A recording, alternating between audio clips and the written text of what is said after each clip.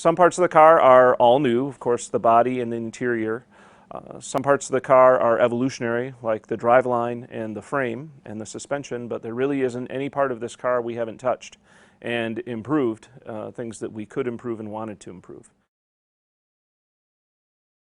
One of the key things we did is we relocated the rear toe link that used to be behind the rear axle and very stiff in order to have a good location of the rear suspension due to lateral load. We actually relocated that link to forward of the rear axle center line, and this allows us to have tuned compliance understeer in the car, which helps stabilize the car under high lateral loads.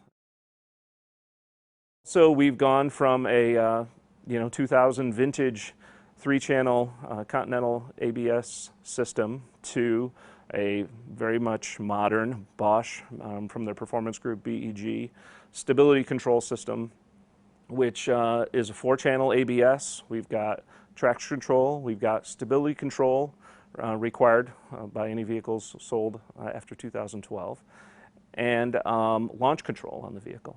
So don't dismay about having stability control on a Viper. You can trust me for now until you can drive one yourself, but you won't be disappointed with the stability control. It's never in the way. It's never the fun police. It's never a nanny. All it's going to do is save your ass when you're really in trouble. And you can drive this car in full-on mode at the racetrack, and the stability control is not going to get in your way unless really you're driving not smoothly or you're in trouble. So the 4 modes are full on at key up, which is there every time at key up by regulation. So we have to have it in full on. But full on is definitely a fully track capable mode. Some people will never need to take it out of that mode. And trust me, I've had Ralph in the car in full on at the racetrack. And it doesn't need to be turned off. Mode 2, called Sport, is reduced amount of stability control intervention, but it's still there to straighten you out if you're really in trouble.